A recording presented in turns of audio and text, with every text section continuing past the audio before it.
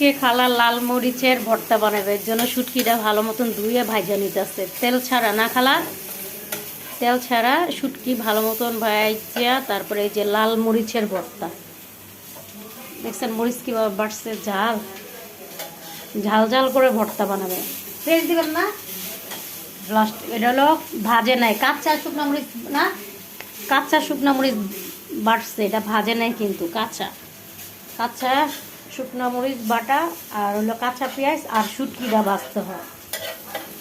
যে লবণ দেওয়া বাটা শুরু হইব, সইয়া কি শুটকি শুটকি লবণ দেওয়া বাটলে তাড়াতাড়ি বাটাটা মিশ হয় না খালা। এখন দিব কাঁচা পেঁয়াজ বাটা শেষ না, হ্যাঁ কাঁচা পেঁয়াজটা আদা আদা বাটা দিলে যাতে ভর্তাটা কামড় দিলে যাতে নিচে পেঁয়াজটা কামড় পড়লে ভালো লাগে না। শুটকির মধ্যে ধনিয়া পাতা না দিলে ভর্তার মজাই থাকে না, এই জন্য ধনিয়া পাতা দিতে মজা হয় না। বিলাতি ধনিয়া পাতাটা দিলে আরো বেশি মজা হয় মরিচ ভর্তাটা। তো শেষ আমাদের ভর্তা বাড়া, খুবই মজা হয় ভর্তাটা। এই যে পাড়ায় মুসা ভাত নাকি বলে অনেক মজা খালা, খাইবেন মা খালি একটু আমি একটু খাই।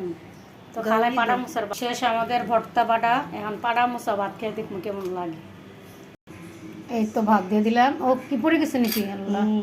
আরো দিব তুমি এক নলা খাই দাও না, আমি খেতাম না। পাড়ার মুসা আজকে জীবনের প্রথম পাড়ার মুসায় ভাত খাইনি। ভাত মা খাওয়া হয়ে গেছে, একটু লবণ না হইলে মজা লাগে না ভর্তার ঝাল ঝাল ভাত। পাড়া মাথা শেষ, এত মজা এত মজা।